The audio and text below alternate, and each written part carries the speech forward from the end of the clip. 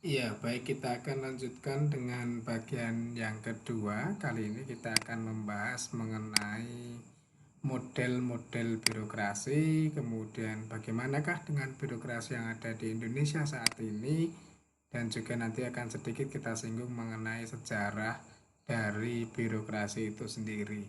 Terkait dengan model dari birokrasi ini sudah disimpulkan dari berbagai sumber, setidaknya kita mengenal tiga jenis atau model birokrasi, yakni Weberian, kemudian ada birokrasi Markis, dan Parkinsonian. Nama-nama Weberian, Markis, dan Parkinsonian ini didapatkan atau diambil dari pakar-pakar yang dulu mengangkat atau mengeluarkan ide dan teorinya ini dari Max Weber, kemudian Karl Marxis, dan juga Parkinsonian atau Parkinson. Kita akan melihat terkait dengan birokrasi Weberian ini. Karakteristiknya adalah individu merupakan pejabat yang personal bebas tetapi dibatasi oleh jabatannya ketika menjalankan tugas-tugasnya.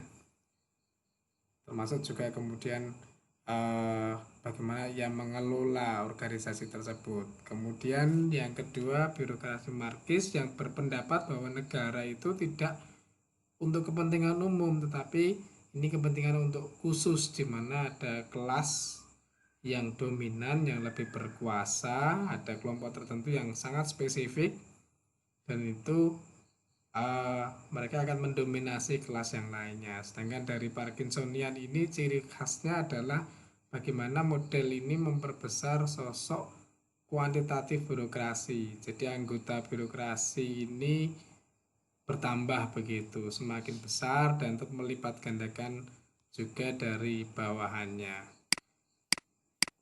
Lalu kita akan melihat bagaimanakah dengan birokrasi yang ada di Indonesia.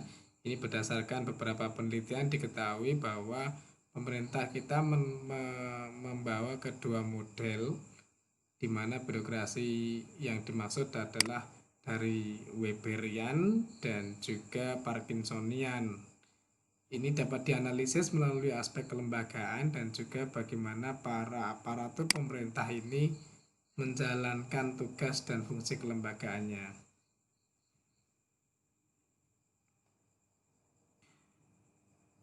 Terkait dengan model-model birokrasi, ini saya kira Bapak Ibu jika mengembangkan lebih lanjut dengan lebih banyak membaca dari berbagai sumber begitu. Kemudian mari kita akan melanjutkan terkait dengan birokrasi yang ada di Indonesia. Tadi sudah sampaikan bahwa lebih cenderung ke Weberian gitu ya, dari Max Weber, di mana sebenarnya nilai-nilai yang diharapkan ini adanya transformasi nilai, termasuk juga prinsip dan semangat, di mana kemudian ada nuansa kewirausahaan yang dimasukkan ke dalam institusi birokrasi, bahwa kemudian bagaimana wirausaha masuk ke institusi birokrasi, bagaimana ekonomi bisa masuk ke birokrasi. Tentunya ini menarik karena ini akan mengubah konsep dasar dari yang selama ini kita pahami, di mana keinginannya adalah lebih ke customer oriented, lebih mengutamakan ke para pelanggan begitu daripada ke pemimpinnya, leader orientednya, lebih berorientasi pada hasil bukan prosesnya, kemudian lebih untuk melayani daripada mengatur, kemudian konteksnya itu lebih ramping dan juga lebih efisien. Jadi kalau kita membayangkan seperti apa yang diinginkan terkait dengan birokrasi yang ada di Indonesia, itu seperti ketika Bapak Ibu atau jenengan ingin menjalankan suatu bisnis. Misalnya kalau kita lihat di sekitar kita, di tempat kita ada swalayan, toko franchise yang kita sebut dengan Indomaret atau Alfamart yang sebagainya. Satu toko itu yang pertama dia lebih efisien, satu dua orang pelayan bisa melayani segalanya, kemudian ramping juga, tidak butuh banyak pekerja, dan fungsinya dia lebih melayani pelanggannya dan memfokuskan kepada hasilnya. Ini harapannya yang kemudian diangkat di dalam mata kuliahnya adalah menerapkan prinsip-prinsip kewirausahaan ke dalam institusi birokrasi. Bagaimana kemudian di satu organisasi dusun atau di desa atau di kecamatan memiliki nilai-nilai seperti ini yang dimaksud. Ya, kita langsung menuju bagaimana kriteria ideal sebenarnya yang diinginkan oleh Mark Weber tadi sudah dijelaskan di depan sebenarnya, tapi kemudian lebih lanjut kita akan detailkan di mana ada pembagian kerja yang jelas. Sederhananya saya menganalogikan, mengilustrasikan ketika jenengan melihat bagaimana satu bisnis itu dijalankan, bagaimana suatu Alfamart misalnya atau Indomaret itu beroperasi. Ada pembagian yang jelas, ada kewenangan yang jelas juga, ada formalisasi yang tinggi, kemudian dia tidak bersifat pribadi, lebih bersifat untuk mengutamakan umum, kemudian dia menempatkan pegawai berdasarkan atas kemampuannya, bukan karena atas suka atau tidak suka, cocok atau tidak cocok dan sebagainya. Kemudian ada jenjang atau jejak karir bagi para pegawai, dan juga yang jelas bagaimana kemudian kehidupan organisasi ini dipisahkan dari kehidupan pribadi yang ada di sana. Nah, namun demikian tentu konsep teorinya Max Weber terkait dengan birokrasi Weberian ini tentu ada kelebihan dan kekurangannya. Kita akan melihat kelebihan apa sih yang kemudian ada di konsep ini, di mana ada aturan-aturan,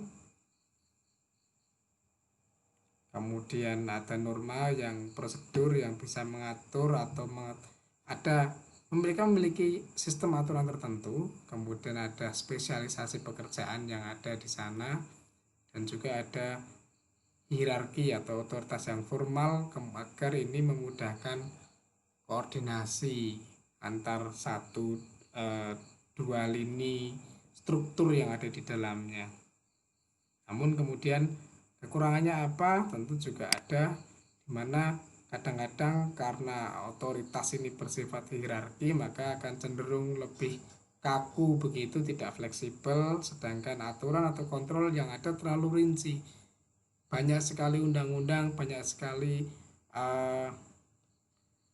peraturan-peraturan yang dibuat, namun kemudian terlihat sangat kaku dan mendominasi begitu. Ya, pada dasarnya tipe ideal dari birokrasi yang diusung oleh Max Weber ini bertujuan untuk menghasilkan efisiensi dalam mengatur suatu negara. Namun kenyataannya, prakteknya konsep ini memang tidak lagi sepenuhnya tepat untuk disesuaikan kondisi saat ini, begitu apalagi dalam konteks Indonesia yang kita ada bersama ini. Perlu ada pembaruan makna, perlu ada perubahan yang sesuai dengan situasi yang ada, situasi yang kemudian menjadi konteks kita bersama.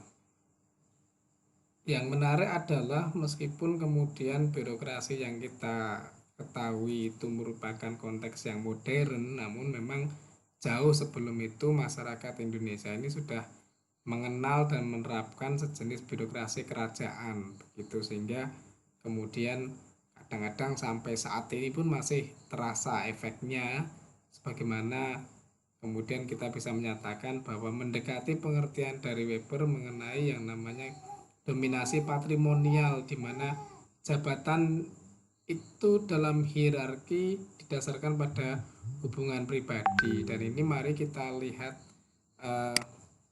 sejenak mengenai kemudian ini ada